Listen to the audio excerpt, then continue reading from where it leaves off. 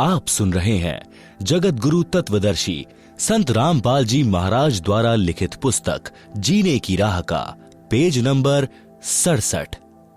शब्दार्थ। धर्म वही करता है जिसके हृदय में दया है। दया धर्म की जड़ है तथा पाप वह करता है जिसमें अभिमान भरा है। अभिमान पाप की जड़ है। कबीर परमात्मा ने कहा है कि दयावान के साथ परमात्मा रहता है, अभिमानी के पास नहीं रहता।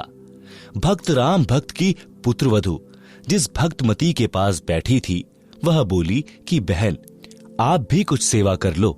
सत्संग वचन। गुरुदेव जी बताते हैं कि जो सेवा भक्ति करेगा उसी को फल मिलेगा। मैं भोजन खाऊंगा तो मेरा पेट भरेगा, आप खाओगे तो आपका पेट भरेगा। सब प्राणी परमात्मा के बच्चे हैं। आप धनी के बच्चे समझकर सेवा करो। जैसे एक धनी की लड़की 8-9 वर्ष की थी, उसकी देखरेख के लिए एक नौकरानी रखी थी। वह उस लड़की को गर्मियों में स्कूल छोड़ने जाती थी तो उस लड़की के ऊपर छाते यानी छतरी से छाया करके चलती थी। स्वयं धूप सहन करती थी, जिससे धनी खुश रहता था और नौकरानी को तनख्वाह देता था। आप सब यह विचार करके अपने परायों का ध्यान रखें। सास ससुर की सेवा, छोटे बड़े की सेवा, सबका सम्मान करना आप जी का परम कर्तव्य है। यदि आप अपने सास ससुर, माता पिता या अन्य आश्रितों की सेवा करोगे तो परमात्मा आपकी सेवा का प्रबंध करेगा। आप अपने छोटे बड़े बच्चों को भी सत्संग में साथ लाया करो। बच्चों में भी छोटे बड़ों की सेवा करने, अच्छा व्यवहार करने के संस्कार पड़ेंगे। वे बच्चे बड़े होकर आपकी यानी जब आप वृद्ध हो जाओगे तब भी सेवा ऐसे ही करेंगे जैसे बेटी एक बाप माँ को छोड़कर नए माता यानी सास पिता यानी ससुर के पास आती है। अब जन्म के माता पिता तो इतने ही साथी थे, उन्होंने पाल पोस कर नए माता पिता को सौंप दिया। सास ससुर का कर्तव्य है कि आने वाली बेटी को अपनी बेटी की तरह प्यार दें। भेदभाव स्वप्न में भी नई बेटी व अपनी जन्म की बेटी में न करें, जो झगड़े की जड़ है। पुत्र वधू को चाहिए कि नए घर की परिस्थितियों के अनुसार अपने को ढाले, माँ के घर वाले बर्ताव को कम प्रयोग करे। अब पुत्र वधू का घर परिवार यही ससुराल है। आप सुन रहे हैं जगत गुरु तत्वदर्शी संत रामपाल जी महाराज द्वारा लिखित पुस्तक जीने की राह का पेज नंबर 68। शिक्षा कथा। एक पुत्रवधू अपनी सास को बहुत दुखी रखती थी। उसको फूटे हुए मिट्टी के घड़े के टुकड़े यानी ठीकरे में भोजन खिलाती थी, जैसे कुत्तों को खिलाते हैं। कभी कभी साफ करती थी। उसके लड़के का विवाह हुआ। कुछ समय उपरांत सास की मृत्यु हो गई। तब वह अपनी पुत्रवधू से बोली कि इस ठीकरे को फोड़कर बाहर फेंक दो। वह पुत्रवधू बोली कि सास जी, आपको भी इसी ठीकरे में भोजन दिया करूंगी। आपने बड़े जुल्म वृद्धा के साथ किए हैं। तब वह अपनी गलती को समझकर बहुत रोई। पुत्रवधू बुद्धिमान थी। शाम तक उस ठीकरे को नहीं फोड़ा। उसकी सास को वह ठीकरा दुश्मन दिखाई देने लगा। पुत्रवधू ने कहा कि माताजी, मैंने सत्संग सुने हैं, मैं अपने कर्म खराब नहीं करूंगी। यह कहकर ठीकरा फोड़ दिया। पाप कर्म के कारण सास को कैंसर का रोग हो गया। सारा दिन चिल्लाए, पुत्रवधू उसकी सेवा करे, कोई कसर नहीं छोड़ती थी, परंतु कहती थी कि सासू मां, सेवा तो मैं दिलो जान से करूंगी, परंतु तेरे पाप को मैं नहीं बांट पाऊंगी। यह कष्ट तो आपको ही भोगना पड़ेगा। यदि सत्संग सुने होते तो यह दिन नहीं देखने पड़ते। तब उस जालिम औरत ने कहा कि बेटी, मैं महापापिनी हूं, क्या मेरा भी उद्धार हो सकता है? मैं भी दीक्षा लेना चाहती हूं। लड़की सत्संगी घर की थी। उसको पता था कि दीक्षा लेकर भक्ति करने से पाप कर्म नष्ट होते हैं। जिनके अधिक पाप हैं, भक्ति करने से लाभ ही होगा। पाप कम ही होंगे तथा भविष्य में मानव जन्म भी मिल जाता है, यदि मर्यादा में रहकर अंतिम श्वास तक साधना करता रहे। सत्संग में गुरुदेव जी उदाहरण देकर समझाते हैं कि जैसे किसी का वस्त्र कम मैला है तो थोड़े प्रयास से ही निर्मल हो जाता है, यदि अधिक मैला है तो 2-3 बार साबुन पानी से धोने से निर्मल हो जाता है। जिसमें अधिक मैला कर रखा है तथा अन्य दाग भी लगाए हैं तो ड्राई क्लीन से साफ हो जाता है। यदि साफ करने का इरादा दृढ़ हो तो मिस्त्री का काला हुआ वस्त्र भी साफ हो जाता है। लड़की यानी पुत्रवधू को पता था कि सास जी ने तो मिस्त्री वाली दशा कर ली, फिर भी परमात्मा की शरण से अवश्य लाभ ही होता है। इस उद्देश्य से अपनी सासू मां को दीक्षा दिला दी। कुछ समय पश्चात कैंसर में कुछ पीड़ा कम हो गई। सत्संग सुनकर उसे रोना आया कि माता पिता की बहू बेटों से क्या आकांक्षा होती है। मुझ पापिन ने अपनी सासू जी के साथ क्या बर्ताव किया। मुझे तो यह रोग होना ही था।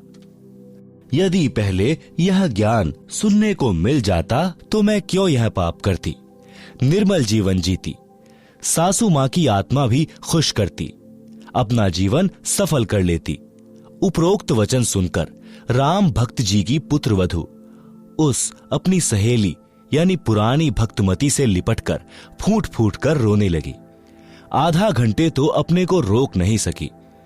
अधिक सांत्वना के पश्चात सुबह की रुकी और अपने ससुर पिता के साथ किए बर्ताव का उल्लेख रोते रोते किया।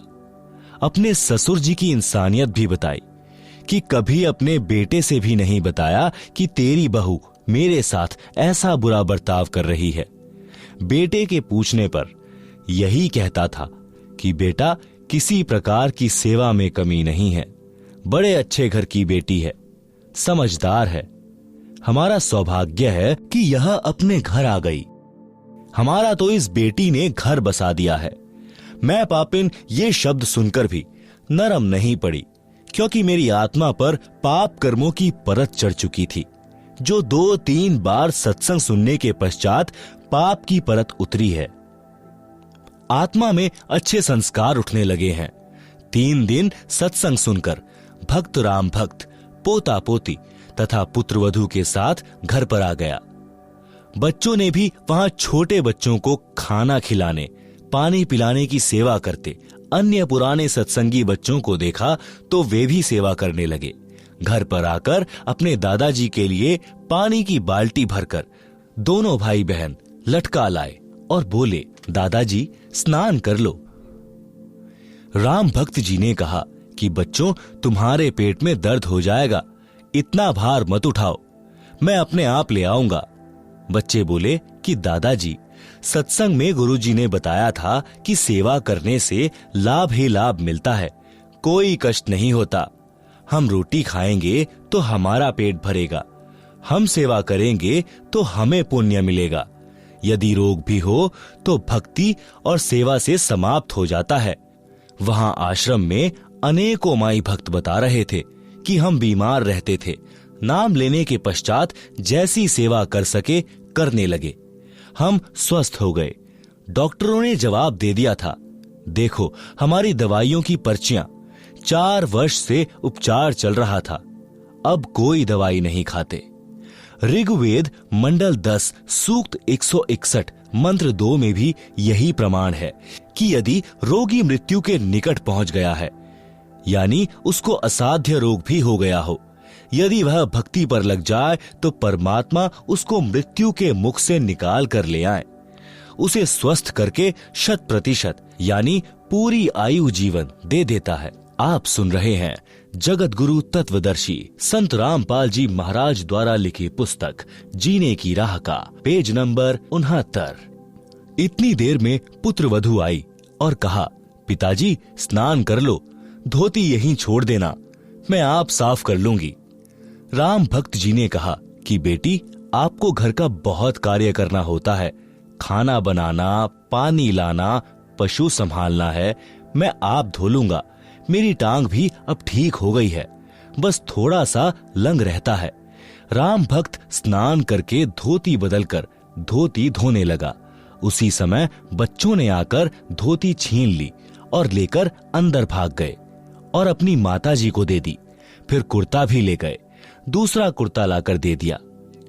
लड़का खेत से पशुओं का चारा लेकर आया और पहले की तरह पिता को देखा और बिना बोले आगे घर में चला गया। उसने देखा कि पत्नी निर्मला हलवा बना रही थी। उसने सोचा कोई त्योहार होगा, फिर सब्जी रोटी बनाई। सर्वप्रथम गुरु भगवान को 2 कटोरियों में भोग लगाया तथा फिर एक थाल में रोटी, कटोरियों में हलवा तथा सब्जी डालकर अपने ससुर जी के पास लेकर गई और बोली, पिताजी भोजन खा लो, भूख लगी होगी, दूर से आए हैं।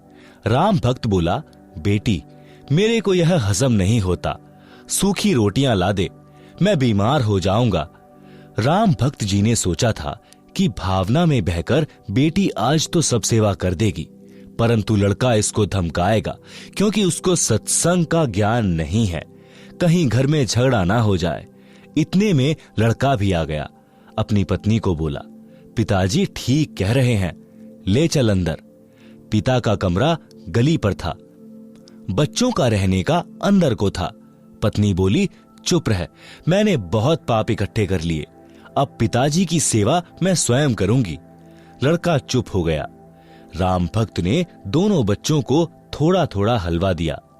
पुत्र वधू को देने लगा तो बोली कि आप क्या खाओगे, घर पर और भी बहुत सारा हलवा प्रसाद बचा है, पिताजी आप खाओ, नहीं खाओगे तो मेरी आत्मा रोएगी। भक्त राम भक्त जी ने गुरुदेव भगवान का स्मरण किया और भोजन खाया। प्रतिदिन पुत्र वधू स्वयं नरम नरम रोटियां गर्म गर्म लाकर अपने हाथों खिलाए, प्रतिदिन वस्त्र साफ करे और कहे, पिताजी भजन कर लो। आप सुन रहे हैं जगत गुरु तत्वदर्शी संत रामपाल जी महाराज द्वारा लिखित पुस्तक जीने की राह का पेज नंबर 70। एक दिन राम भक्त जी की बुआ का लड़का भक्त राम निवास आया। राम भक्त जी ने उसको सीने से लगा लिया और बोला, रे भाई हमारा घर तो तेरी कृपा से स्वर्ग बन गया। भक्त राम विलास बोला कि मामा के बेटे राम निवास से कुछ ना हुआ, गुरु जी की शब्द शक्ति का करिश्मा है। आप और मैं तो पहले इकट्ठे ना बत्ती डंडा खेला करते, मेरे करने से होता तो पहले ही हो जाता। गुरु जी कह रहे थे कि राम भक्त पिछले जन्मों में भक्त था, इससे घर के मोह के कारण मर्यादा में चूक बनी थी, उसके कारण इतना कष्ट उठाया है। अब यह महादुखी हो चुका था, तब तेरे साथ आया है, नहीं तो आप कितनी बार राम भक्त से पहले कह चुके थे कि सत्संग में चल, परंतु मोह माया में अंधा हो चुका था। यह कष्ट और पुत्र पुत्र वधू का व्यवहार इसके लिए वरदान बन गया है। कबीर जी ने कहा है कि सुख के माथे पत्थर पड़ो, जो नाम हृदय से जाए, बलिहारी व दुख के जो पल पल राम रटाए। भावार्थ, हे परमात्मा, इतना सुख भी ना देना जिससे तेरी भूल पड़े, जिस दुख से परमात्मा की पल पल याद बनी रहे, वैसे दुख सदा देते रहना। मैं बलिहारी जाऊं उस दुख को जिसके कारण परमात्मा की शरण मिली। भक्त राम भक्त जी ने भक्त राम निवास जी से कहा कि अब के सत्संग में बेटे प्रेम सिंह को ले जाना, इसका उद्धार हो जाएगा। अगले सत्संग में जो 1 महीने पश्चात होना था, भक्त राम निवास जी आए और प्रेम सिंह को अपने घर ले जाने के बहाने ले गए। घर से सत्संग में ले गए। 3 दिन तक आश्रम में रहे, सत्संग सुना, अन्य पुराने भक्तों से उनकी आप बीती सुनी तो सत्संग के रंग में रंग गया। भक्त राम भक्त जी का परिवार एकदम बदल गया, भक्ति सेवा करके कल्याण को प्राप्त हुआ। आप सुन रहे हैं जगत गुरु तत्वदर्शी संत रामपाल जी महाराज द्वारा लिखित पुस्तक जीने की राह का पेज नंबर 71। सत्संग से घर की कलह समाप्त होती है। एक माई अपनी पुत्र वधू पर बात बात पर क्रोध करती थी। छोटी छोटी गलतियों को बढ़ा चढ़ाकर अपने पुत्र से कहती, पुत्र अपनी पत्नी को धमकाता। इस प्रकार घर नरक बना हुआ था। पुत्र वधू अपनी सासू माँ से कभी कभी कहती थी कि आप सत्संग जाया करो, अपनी पड़ोसन भी जाती है। सासू माँ बोली कि सत्संग में तो आई गई, यानी बदचलन स्त्रियां जाती हैं, जिनका संसार में सम्मान नहीं होता, जो अच्छे कुल की नहीं है। हम खानदानी हैं, हमारा क्या काम सत्संग में। ऐसे पुत्रवधू ने कई बार कोशिश की, परंतु माई मानने को तैयार नहीं होती।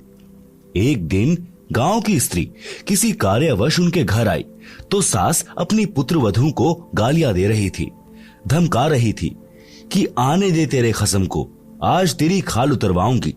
बात क्या थी कि गिलास में चाय रखी थी, जो सास के लिए डालकर पुत्रवधू बच्चे को लेने अंदर चली गई थी, जो सोया था, जागने पर रो रहा था। उस बच्चे को उठाकर लाने में 1 मिनट भी नहीं लगी थी कि इसी बीच में कुत्ता आया और चाय के गिलास में जीभ मारने लगा।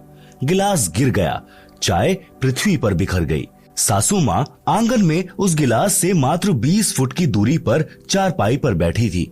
हट्टी कट्टी थी, खेतों में सैर करके आती थी, परंतु काम के हाथ नहीं लगाती थी। इसी बात पर कलह कर रही थी। गांव के दूसरे मोहल्ले से आई माई सत्संग में जाती थी। सब बात सुनकर उसने भतेरी, यानी उस सास का नाम भतेरी था, से कहा कि आप सत्संग चला करो। उसका वही उत्तर था। उस सत्संग वाली भक्तमती ने बहुत देर सत्संग में सुनी बातें बताई, परंतु भतेरी मानने को तैयार नहीं थी। भतेरी की दूसरी बहन उसी मोहल्ले में विवाह रखी थी, जिस पान्ने की वह सत्संग वाली माई जानकी थी। भतेरी की बहन का नाम दया कौर था। जानकी ने जाकर दया कौर से बताया कि तेरी बहन भतेरी ने तो घर का नरक बना रखा है, बिना बात की लड़ाई करती है। मैं कल किसी कामवश गई थी, एक चाय का गिलास कुत्ते ने गिरा दिया, उसी का महाभारत बना रखा था। दया कौर भी जानकी के कहने से सत्संग सुनने गई थी और दीक्षा ले ली थी। जानकी ने कहा कि उसको जैसे तैसे एक बार सत्संग में ले चल। जब तक संतों के विचार सुनने को नहीं मिलते तो व्यक्ति व्यर्थ की टेंशन यानी चिंता स्वयं रखता है तथा घर के सदस्यों को भी चिंता में रखता है। दया कौर अगले दिन अपनी बहन के घर गई। किसी बहाने भतेरी को अपने घर ले गई। वहां से कोई अन्य औरतें सत्संग में जाने के लिए जानकी के घर के आगे खड़ी थी। वे दया कौर को सत्संग में चलने के लिए कहने उसके घर गई। वहां उसकी बहन भतेरी को देखकर उसे भी कह सुनकर साथ ले गई। भतेरी ने जीवन में प्रथम बार सत्संग सुना। आश्रम में कैसे स्त्री पुरुष रहते हैं, सब आंखों देखा तो अच्छा लगा। जैसा अनाप शनाप सुना करती थी वैसा आश्रम में कहीं देखने को नहीं मिला। सत्संग में बताया गया कि कई व्यक्ति अपनी बहन, बेटियों, बहुओं तथा अन्य स्त्रियों को सत्संग नहीं भेजते और न स्वयं जाते हैं। वे कहते हैं कि हमारे सत्संग में जाने से घर की इज्जत का नाश हो जाएगा, हमारी बहू बेटियां बदनाम हो जाएंगी। उनको विचार करना चाहिए कि सत्संग में न आने से परमात्मा के विधान का ज्ञान नहीं होता कि भक्ति न करने वाले स्त्री पुरुष अगले जीवन में महान कष्ट भोगते हैं। आप सुन रहे हैं जगत गुरु तत्वदर्शी संत रामपाल जी महाराज द्वारा लिखित पुस्तक जीने की राह का पेज नंबर 72। सूक्ष्म वेद में बताया है कि जो मनुष्य शरीर प्राप्त करके भक्ति नहीं करते उनको क्या हानि होती है। कबीर जी कहते हैं, हरि के नाम बिना नारी कुतिया होए, गली गली भौकत फिरे टूक न डाले कोय। संत गरीबदास जी की वाणी से। बीबी पर्दे रहे थी, ड्योडी लगती बाहर, अब गात उघाड़े फिरती है, बन कुतिया बाजार। वे पर्दे की सुंदरी, सुनो संदेशा मोर, गात उघाड़े फिरती है, करे सरायों शोर। नक बेसर नक पर बनी, पहने थी हार हमेल, सुंदरी से कुतिया बनी, सुन साहिब के खेल। भावार्थ, मनुष्य जीवन प्राप्त प्राणी यदि भक्ति नहीं करता है तो वह मृत्यु के उपरांत पशु पक्षियों आदि आदि की योनियां प्राप्त करता है। परमात्मा के नाम जाप बिना स्त्री अगले जन्म में कुतिया का जीवन प्राप्त करती है, फिर निर्वस्त्र होकर नंगे शरीर गलियों में भटकती रहती है, भूख से बेहाल होती है, उसको कोई रोटी का टुकड़ा भी नहीं डालता। जिस समय वह आत्मा स्त्री रूप में किसी राजा, राणा तथा उच्च अधिकारी की बीवी यानी पत्नी थी, वे उसके पूर्व जन्मों के पुण्य का फल था, जो कभी किसी जन्म में भक्ति धर्म आदि किया था, वह सर्व भक्ति तथा पुण्य स्त्री रूप में प्राप्त कर लिए।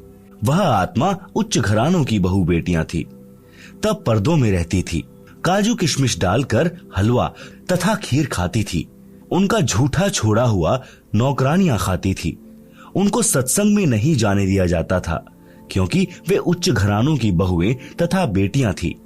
घर से बाहर जाने से बेइज्जती मानती थी। बड़े घरों की इज्जत इसी में मानी जाती थी कि बहू बेटियां का पर्दों में घर में रहना उचित है। इन कारणों से वह पुण्यात्मा सत्संग विचार न सुनने के कारण भक्ति से वंचित रह जाती थी। उस मानव शरीर में वह स्त्री गले में 9-9 लाख रुपए के हमेल हार पहनती थी, नाक में सोने की नाथ पहनती थी। उसी हार श्रृंगार में अपना जीवन धन्य मानती थी। भक्ति न करने से वे अब कुतिया का जीवन प्राप्त करके नंगे शरीर गलियों में एक एक टुकड़े के लिए तरस रही होती हैं।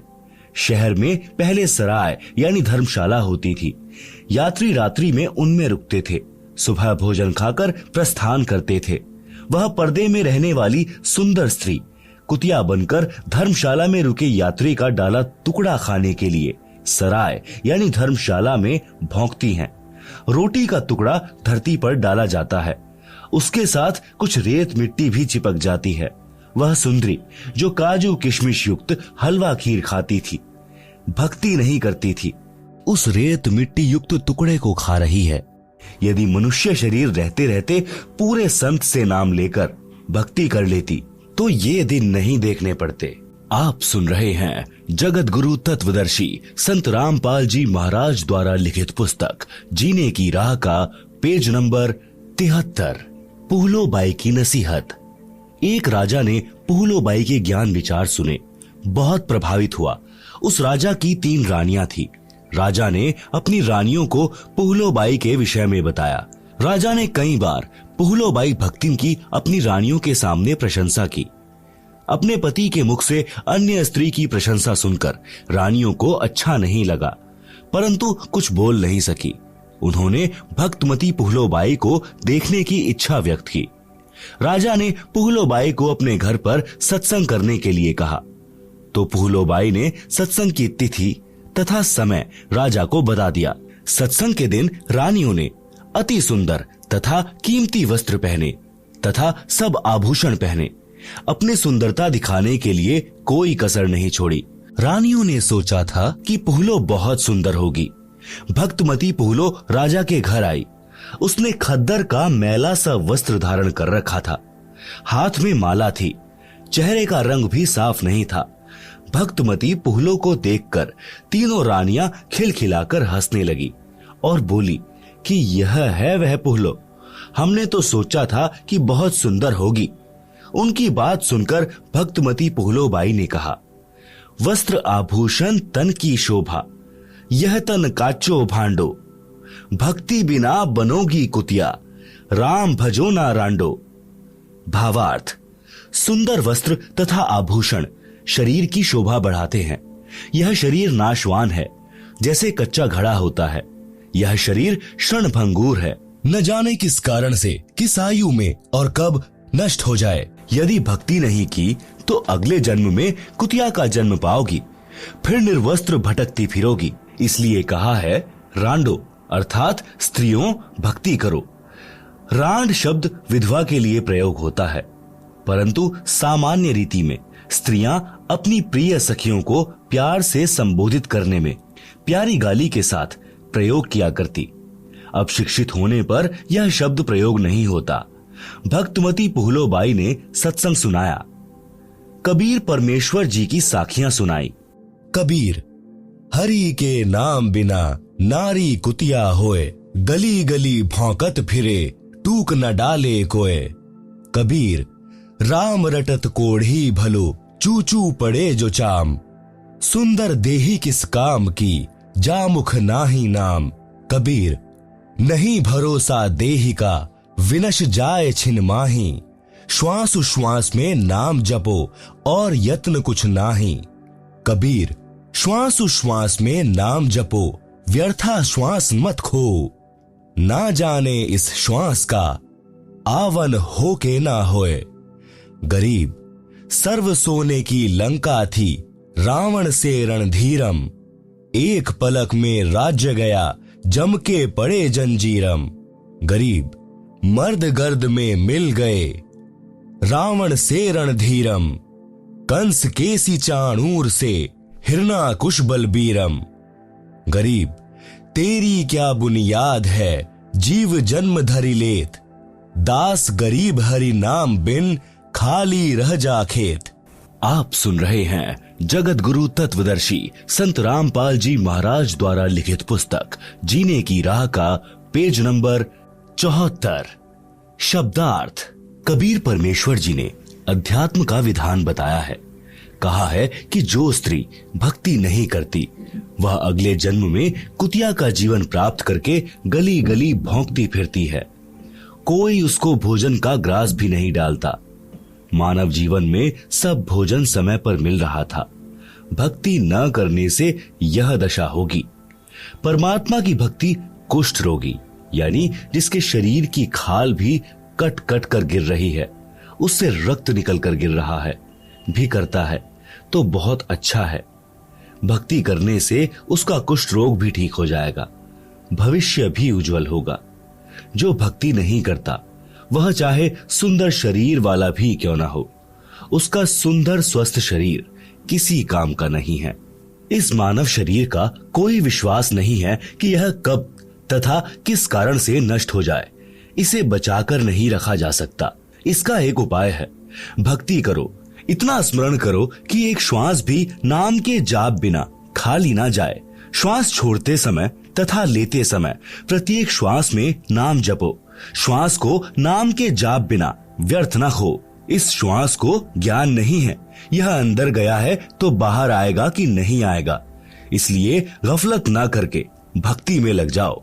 यदि आपके पास धन है और सुविधाएं भी हैं, इनके कारण भक्ति करना न भूलना। श्रीलंका के राजा रावण के पास अत्यधिक धन था। उसने स्वर्ण के मकान बना रखे थे और स्वयं भी योद्धा था। परंतु श्री रामचंद्र के साथ युद्ध हुआ, मारा भी गया और स्वर्ण भी लूट लिया गया, राज्य भी गया। यह सब एक पलक में हो गया, यानी राम जी के तीर से मारा गया। कुछ ही समय में सब कुछ नष्ट हो गया तथा यम के दूत यानी मृत्यु देवता के नौकर उस रावण को जंजीरों में बांध कर ले गए, नरक में डाला गया। रावण जैसे मर्दाने यानी शूरवीर मिट्टी में मिल गए तथा मथुरा का राजा कंस, उसका प्रसिद्ध पहलवान चाणूर, कंस का नौकर केशी रूपधारी राक्षस तथा हिरण्यकशिपु जैसे बलवान भी भक्ति बिना जीवन व्यर्थ कर गए हैं। हे सामान्य प्राणी, तेरी क्या बुनियाद है, यानी तू किस आधार से बचेगा। तू कर्मों के अनुसार भिन्न भिन्न जीवों के शरीर धारण कर लेता है।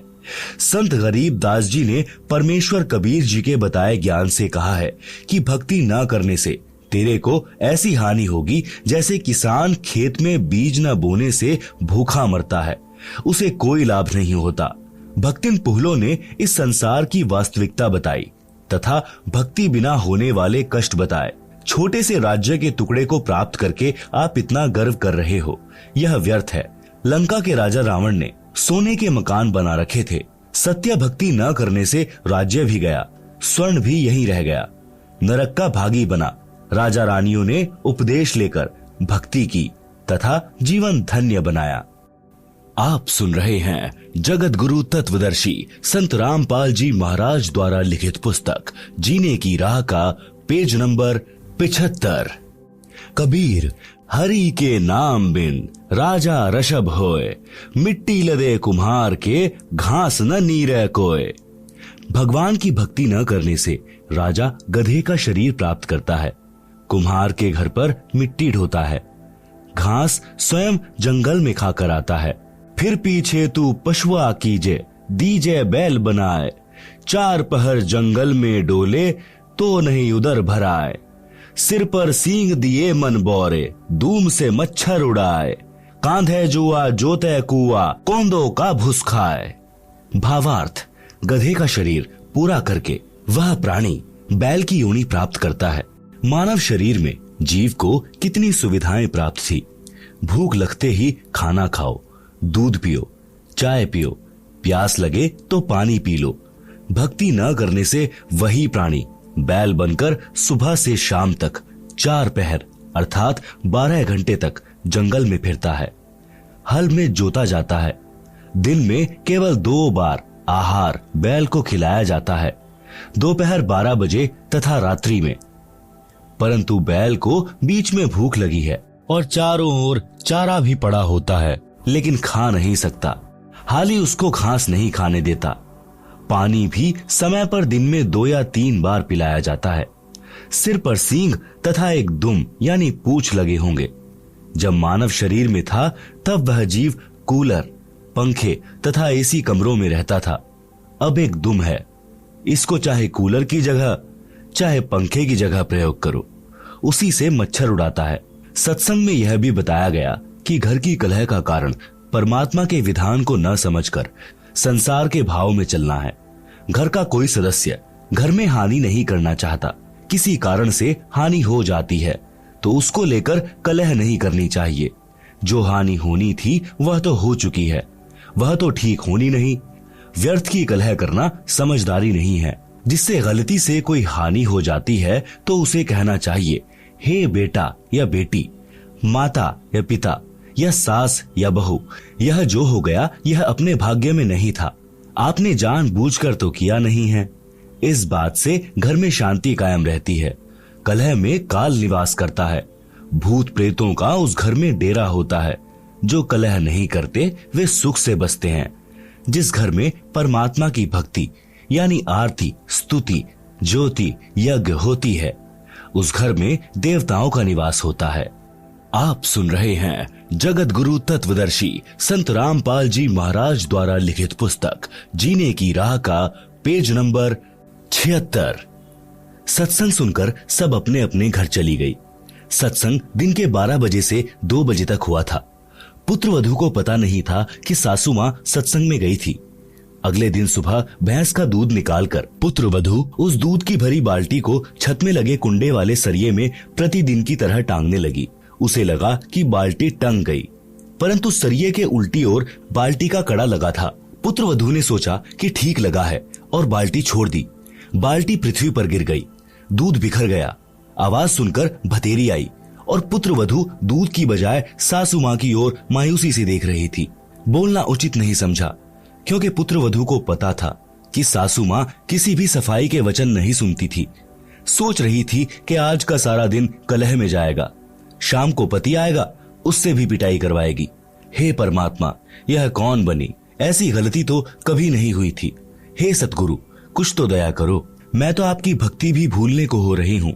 मुझे तो सारा दिन सासू माँ के श्लोक याद रहते हैं। भतेरी बोली, बेटी, जो होना था वह हो गया। आज हमारे भाग्य में दूध है नहीं, चिंता न कर। इस दूध को ऊपर से हाथों से बाल्टी में डालकर भैंस को पिला दे। यह कहकर जो नाम दीक्षा ली थी उसका जाप करने लग गई। पुत्र वधू को अपने कानों पर विश्वास नहीं हो रहा था। सोच रही थी कि माताजी आज पता नहीं कौन सा स्टेशन यानी रेडियो आकाशवाणी पकड़ गई। ये शीतल वचन भतेरी की बोरी यानी बारदाना में नहीं थे, इसमें खल भरी थी। आसपास से निकलती थी तब भी बड़बड़ की झल निकलती थी। पुत्र वधू का नाम निशा था। वह सोच रही थी कि निशा, आज निशा में यानी रात्रि में तेरी बुरी होगी दशा। निशा की सोच थी कि पति को बताएगी। वह माता की बात सुनकर मेरी कुछ नहीं सुनता, अच्छी बुरी कहेगा, सारा दिन और रात्रि रोने में जाएगी। निशा ने दूध बाल्टी में डालकर भैंस को पिला दिया। बाल्टी धोकर रख दी। भतेरी आई और बोली कि बेटी, रोटी खा ले, चिंता मत कर। बेटी, मैं कल मेरी बहन दया कौर के साथ दिन में सत्संग में गई थी। मेरी तो आंखें खुल गई। मैं तो बहुत कलहारी बनी हुई थी। बेटी, हो सके तो क्षमा कर देना। पीछे हुआ सो हुआ, आगे से अपनी बेटी को पलकों पर रखूंगी। मेरी असली बेटी तो तू है। जन्मी बेटी तो अगलों की थी, वह चली गई। अपना दुख सुख साझा है। मेरी तो एक दिन के सत्संग ने ही आंखें खोल दी। बेटी, अगले रविवार को आप भी चलना, मैं भी चलूंगी। धीरे धीरे बेटे को भी ले चलेंगे। निशा ने अपने गुरुजी का फोटो यानी स्वरूप कपड़ों में छिपा रखा था। फोटो निकालकर चरणों में शीश रखकर कहा कि हे गुरुवर, आज आपने अपनी बेटी की पुकार सुन ली, घर स्वर्ग बना दिया। शाम को चतर सिंह आया तो माता ने दूध गिरने का जिक्र भी नहीं किया। कुछ दिन बाद चतर सिंह को भी नाम दिला दिया। कुछ समय पश्चात निशा के गुरुजी आ गए। निशा ने बताया कि गुरुजी, मेरी सासू माँ बहुत अच्छी हैं, इसने भी गुरु का नाम ले लिया है। भतेरी ने कहा, महाराज जी, निशा ने कभी नहीं बताया कि इसने दीक्षा ले रखी है। यह मेरी कलह से डरती होगी। अब बताया है जब मैंने नाम ले लिया। अच्छा किया इसने। यदि पहले बता देती तो मैं और अधिक दुखी करती और पाप की भागी बनती। निशा के गुरुजी ने कहा, माई भतेरी, आप तो आसमान से गिरी और खजूर में अटकी हो, क्योंकि आपकी दीक्षा शास्त्रानुकूल नहीं है। सत्य साधना बिना मोक्ष नहीं हो सकता। जैसे रोग की सही औषधि खाने से ही रोग से मोक्ष मिलता है, इसी प्रकार सत्य साधना करने से जन्म मरण के रोग से मुक्ति मिलती है।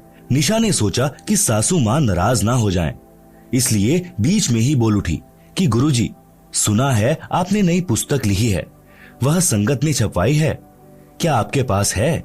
गुरुजी बोले, हे बेटी, आपको देने के लिए आया हूँ। यह कहकर गुरुजी दूसरे कक्ष में गए जिसमें ठहरे थे। उसमें थैला रखा था। निशा भी साथ साथ गई और बोली, गुरुदेव, भीड़ के छत्ते को मत छेड़ो, मुश्किल से शांत हुआ है। गुरुजी बोले, हे बेटी, अब तेरी सास जी की पूरी रुचि भक्ति में है, अब यह मानेगी। गुरुजी 3 दिन रुके, तत्व ज्ञान समझाया। भतेरी ने भी गुरु बदल लिया और अपना कल्याण करवाया। आप सुन रहे हैं जगत गुरु तत्वदर्शी संत रामपाल जी महाराज द्वारा लिखित पुस्तक जीने की राह का पेज नंबर 77। सत्संग से घर स्वर्ग बन गया। चारों ओर शांति हो गई। जहां गाली गलौज के सारा दिन गोले छूटते थे, अब उस घर में परमात्मा के ज्ञान की गंगा बहने लगी। भक्तमती निशा के गुरुजी परमेश्वर कबीर जी थे, जो अन्य वेश में सत्य भक्ति प्रचार करने के लिए घूमते फिरते थे। उन्होंने बताया कि किस प्रभु की भक्ति करनी चाहिए। पढ़ें इसी पुस्तक के पृष्ठ 226 पर।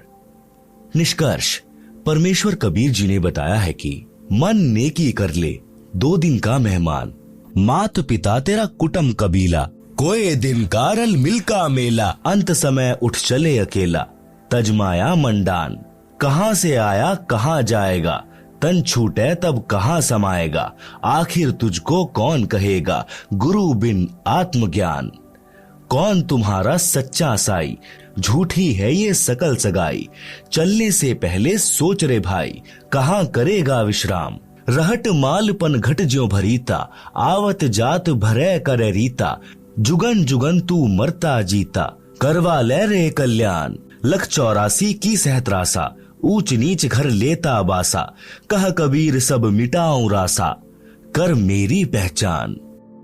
आप सुन रहे हैं जगत गुरु तत्वदर्शी संत रामपाल जी महाराज द्वारा लिखित पुस्तक जीने की राह का पेज नंबर 78। भावार्थ, परमेश्वर कबीर जी ने अपने मन को संबोधित करके हम प्राणियों को सतर्क किया है कि इस संसार में 2 दिन का यानी थोड़े समय का मेहमान है। इस थोड़े से मानव जीवन में आत्मज्ञान के अभाव से अनेकों पाप इकट्ठे करके अनमोल मानव जीवन नष्ट कर जाता है। धन कमाने की विधि तो संसार के व्यक्ति बता सकते हैं, परंतु गुरुदेव जी के बिना आत्मज्ञान यानी जीव कहां से आया? मनुष्य जीव का मूल उद्देश्य क्या है? सद्गुरु धारण किए बिना यानी दीक्षा लिए बिना जीव का मानव जन्म नष्ट हो जाता है। यह बात गुरु जी के बिना कोई नहीं बताएगा। चाहे पृथ्वी का राजा भी बन जा, परंतु भविष्य में पशु जन्म मिलेगा। जन्म मरण का चक्र गुरु जी के ज्ञान व दीक्षा मंत्र यानी नाम बिना समाप्त नहीं हो सकता। जब तक जन्म मरण का चक्र समाप्त नहीं होता तो बताया है कि यह जीवन हर हट का कुआं लोई, या गल बंधा है सब कोई, कीड़ी कुंजर और अवतारा, हर हट डोर बंधे कई बारा। भावार्थ, जैसे रहट के कुएं में लोहे की चक्री लगी होती है, उसके ऊपर बाल्टियों की चैन वेल्ड की जाती है, उसको रहट कहा जाता था। पहले बैल या ऊंट से चलाते थे, जैसे कोल्हू बैल ऊंट से चलाते हैं। पहले अधिक चलाते थे। रहट की बाल्टियां नीचे कुएं से पानी भरकर लाती हैं, ऊपर खाली हो जाती हैं। यह चक्र सदा चलता रहता है।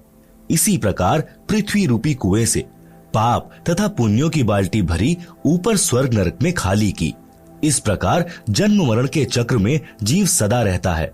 ऊपर के शब्द में यही समझाया है कि संसार में परिवार धन सब त्याग कर एक दिन अकेला चला जाएगा, फिर कहीं अन्य स्थान पर जन्म लेकर यही क्रिया करके चला जाएगा।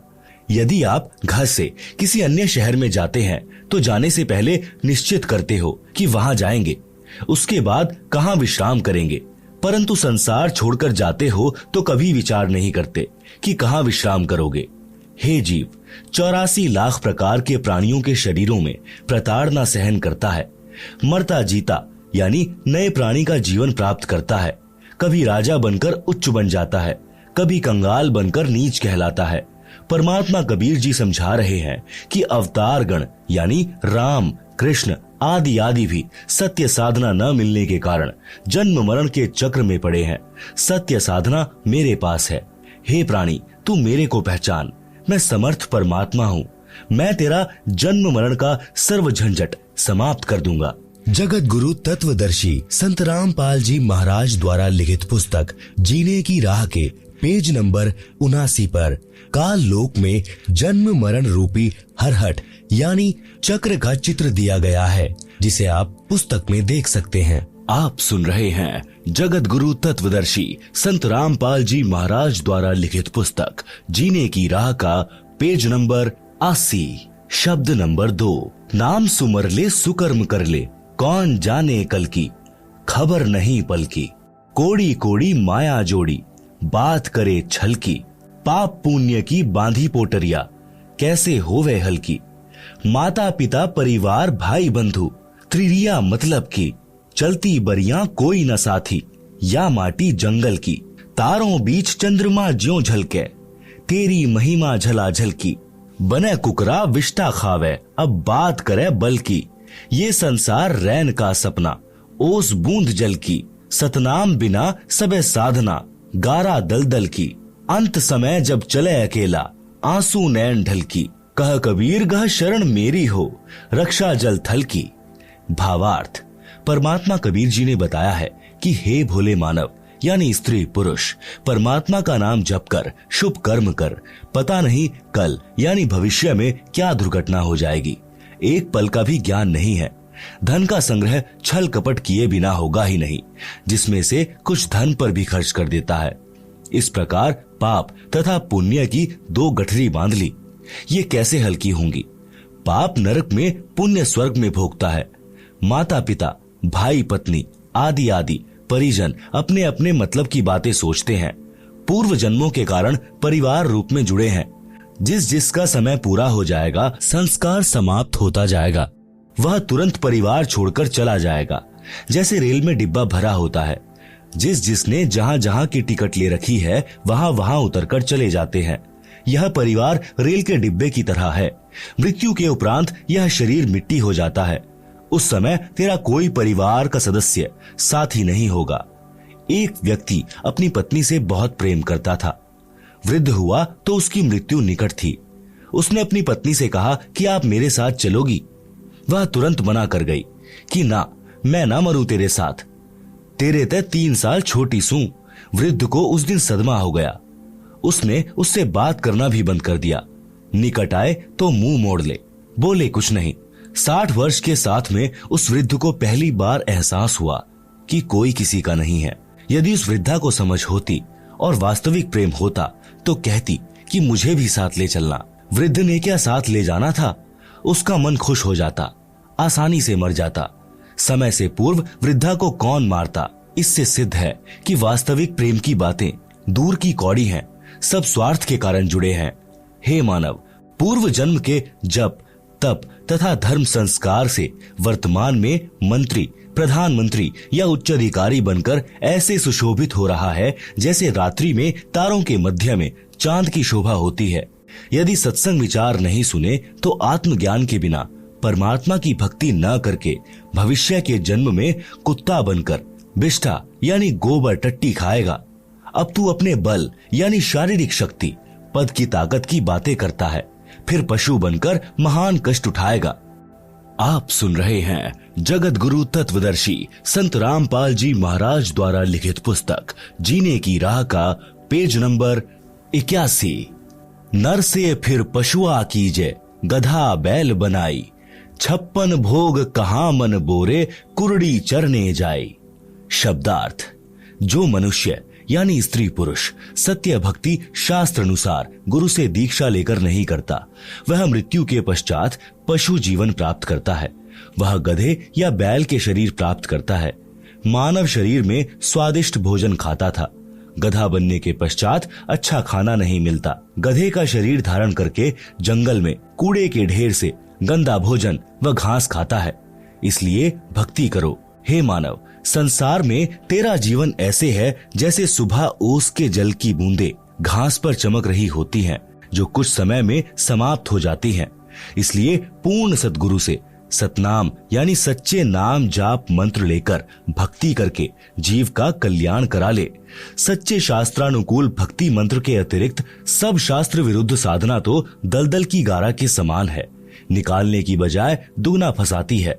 वह साधना परमेश्वर कबीर जी के पास थी तथा कुछ संतों को भी परमेश्वर कबीर जी ने बताई थी, परंतु उनको अन्य को बताने को मना किया था। वर्तमान में यानी सन 1997 से मुझ दास यानी रामपाल के पास है। मेरे अतिरिक्त वर्तमान में किसी भी संत व गुरु के पास शास्त्र प्रमाणित भक्ति मंत्र नहीं है। आओ दीक्षा लो और अपना तथा अपने परिवार का जीवन सफल बनाओ। यदि आप जी ने मेरे यानी रामपाल के अतिरिक्त किसी अन्य पंथ के संत या गुरु से दीक्षा ले ली तो वही बात होगी कि आसमान से गिरे और खजूर में अटके। घर के रहोगे न घाट के। मैं यानी लेखक पहले गांव गांव में सत्संग करता था। मेरा सत्संग सुनते जो आत्मा को हिलाकर रख देता है। मेरे से नाम दीक्षा नहीं लेते, अन्य संतों से दीक्षा लेते थे। वहां से कोई लाभ नहीं हुआ।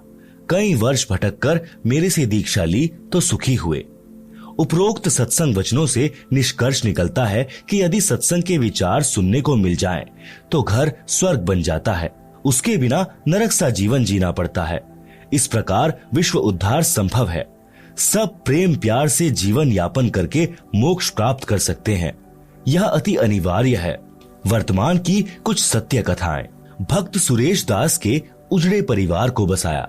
डीगल गांव भक्त का नाम सुरेश अहलावत तथा भक्तमती का नाम यशवंती। डीगल गांव गवाह है कि भक्त सुरेश शराब, सुल्फा, तंबाकू का घड़ा आदि था।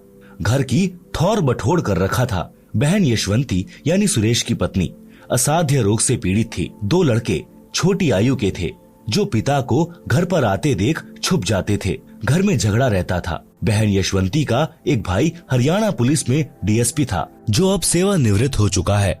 नाम है भक्त राजेंद्र सिंह राठी। गांव भापड़ोदा। उसने अपनी बहन के उपचार में कोई कसर नहीं छोड़ी थी, परंतु व्यर्थ रही। आप सुन रहे हैं जगत गुरु तत्वदर्शी संत रामपाल जी महाराज द्वारा लिखित पुस्तक जीने की राह का पेज नंबर 82। मेरा एक भक्त जो हरियाणा पुलिस में नौकरी कर रहा है, वह आर्य समाज के महान प्रचारक श्री जौहरी सिंह जी का बेटा है। गांव जसराना, जिला सोनीपत। इसके साथ मेरा छोटा भाई महेंद्र सिंह भी हरियाणा पुलिस में नौकरी करता था, जिसको सन 2016 में रिटायर होना था, परंतु परमार्थी मिशन के उद्देश्यों को समझकर सन 2005 में रिटायरमेंट लेकर मेरे साथ हाथ बटा रहा है। मेरा भाई एसपी रोहतक का ड्राइवर था। भक्त जयबीर मलिक डीएसपी जज्जर का ड्राइवर था।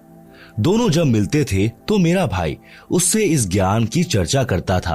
पहले तो आर्य समाजी होने के कारण भक्त जयबीर जी बहुत दुखी हुए, अपने आचार्यों से मिले, परंतु अंत में सत्य को आंखों देखकर मान लिया कि सच्चाई यही है।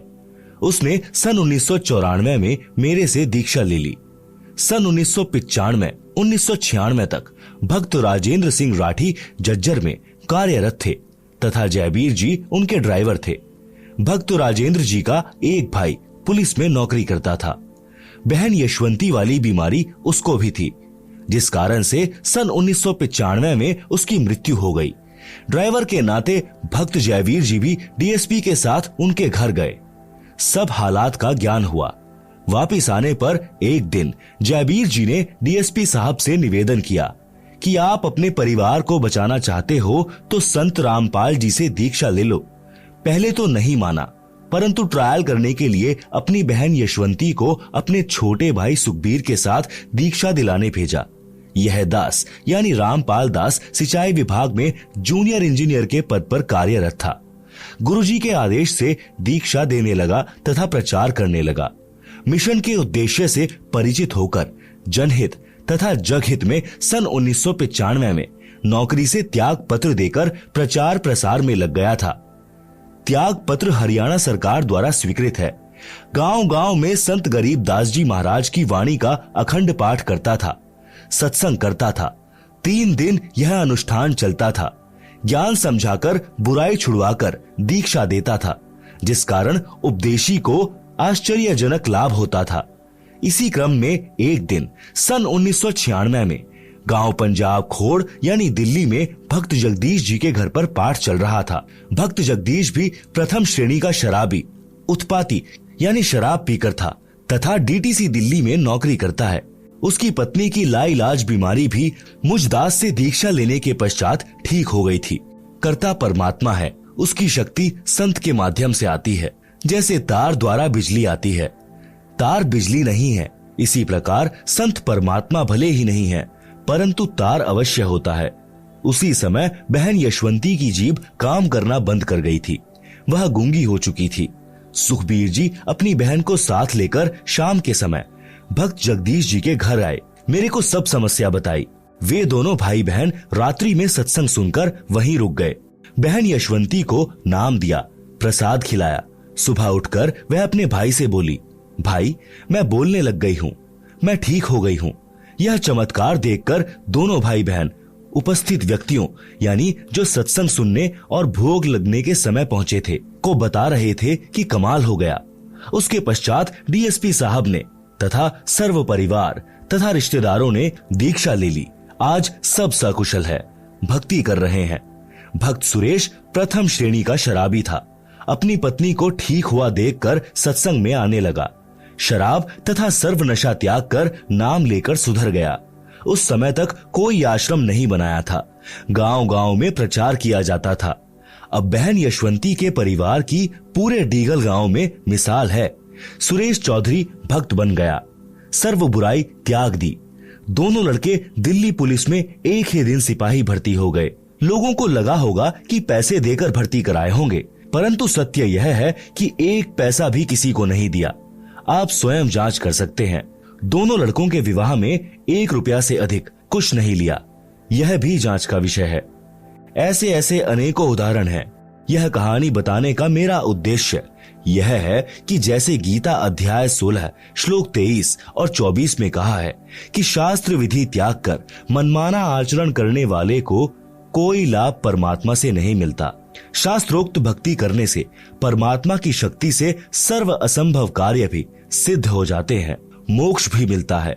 ऋग्वेद मंडल 10 सूक्त 161 मंत्र 2 में भी प्रमाण है कि परमात्मा की भक्ति करने वाले का असाध्य रोग भी नष्ट हो जाता है।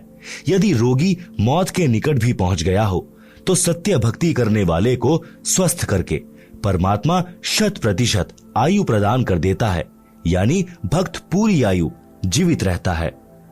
आप सुन रहे हैं जगत गुरु तत्वदर्शी संत रामपाल जी महाराज द्वारा लिखित पुस्तक जीने की राह का पेज नंबर 83। जैसे पहले बिजली का विस्तार नहीं हुआ था तो आटा हाथ से चलने वाली चक्की से माता बहन पीसा करती थी। पुरुष हाथ से फरसे यानी दराज से पशुओं का चारा यानी शानी काटा करते थे। फिर हाथ से चलाने वाली मशीन यानी गंडासे का आविष्कार हुआ। वह भी कठिन कार्य था। वर्तमान में बिजली की शक्ति से आटा चक्की चलती है। गंडासे यानी शानी काटने की मशीनें चलते हैं। असंभव कार्य हो रहा है, शीघ्र तथा सुगम हो रहा है। बिजली का विधिवत कनेक्शन लेना होता है, बिजली की मर्यादा का पालन करना होता है, अन्यथा सुखदायी बिजली विनाश कारण बन जाती है। इसी प्रकार परमात्मा का कनेक्शन लेना पड़ता है और परमात्मा की मर्यादाओं का पालन करना होता है, तब सर्व सुख तथा मोक्ष परमात्मा देता है। मर्यादा भंग होने से परमात्मा की शक्ति आनी बंद हो जाती है, सर्व सुविधाएं मिलनी बंद हो जाती हैं। डींगल गांव के व्यक्ति उन झूठे आचार्यों की बात को सत्य मानकर करौंधा आश्रम में जाने वाले अपने गांव वालों को रोकते थे, तो भक्त सुरेश जी तथा बहन यशवंती जी हाथ जोड़कर गांव के उन व्यक्तियों से कहते थे कि गाम राम मारो चाहे छोड़ो, हम आश्रम में जाना बंद नहीं करेंगे। हमारा तो घर वहीं से बसा है, नहीं तो हम आज उजड़ गए होते, परमात्मा ने उनकी सच्ची भक्ति का फल भी ऐसा ही दे रखा है। भक्त सुरेश का मोबाइल नंबर है 9034029495। आप सुन रहे हैं जगत गुरु तत्वदर्शी संत रामपाल जी महाराज द्वारा लिखित पुस्तक जीने की राह का पेज नंबर 84। सत्संग न सुनने से सर्वनाश हुआ। परमेश्वर कबीर जी कहते हैं, राम नाम कड़वा लागे, मीठे लागे दाम, दुविधा में दोनों गए, माया मिली न राम। शब्दार्थ। सत्संग न सुनने वाले मानव यानी स्त्री पुरुष को परमात्मा के विधान का ज्ञान नहीं होता, जिस कारण से उसको परमात्मा के विषय में चर्चा भी अच्छी नहीं लगती। धन संग्रह करना अच्छा लगता है, जिस कारण से उसको दोनों से हाथ धोने पड़ते हैं, यानी उसे न तो परमात्मा मिलता है और मृत्यु के पश्चात धन भी यही रह गया, उसके दोनों ही हाथ से निकल गए।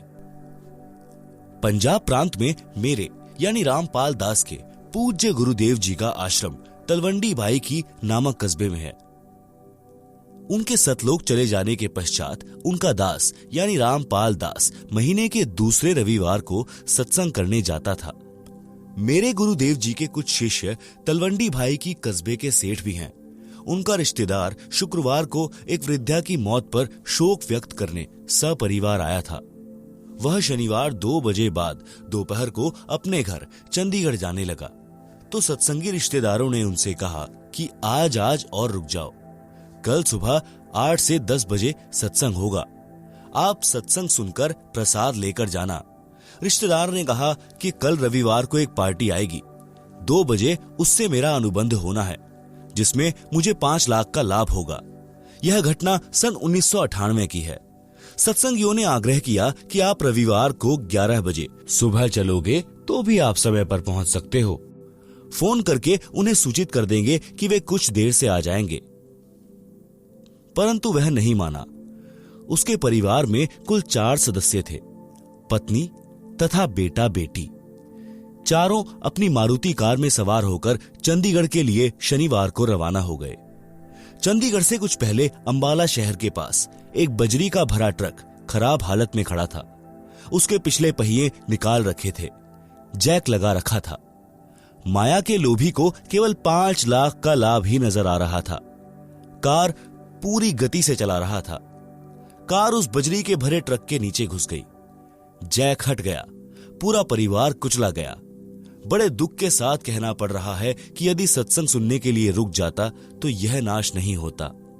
माया के बिना तो काम चल जाता, परंतु काया के बिना नहीं चलता, क्योंकि शरीर है तो परमात्मा की भक्ति करके आत्म कल्याण कराया जा सकता है। परमेश्वर कबीर जी ने सतर्क किया है कि राम नाम कड़वा लगे, मीठे लागे दाम, दुविधा में दोनों गए, माया मिली न राम। शब्दार्थ। सत्संग न सुनने वाले मानव यानी स्त्री पुरुष को परमात्मा के विधान का ज्ञान नहीं होता, जिस कारण से उसको परमात्मा के विषय में चर्चा भी अच्छी नहीं लगती। धन संग्रह करना अच्छा लगता है, जिस कारण से उसको दोनों से हाथ धोने पड़ते हैं, यानी उसे न तो परमात्मा मिलता है और मृत्यु के पश्चात धन भी यहीं रह गया, उसके दोनों ही हाथ से निकल गए। इसलिए हे भाई बहनों, सत्संग की ओर रुचि करो, आत्म कल्याण कराओ और जीवन की राह को आसान बनाओ।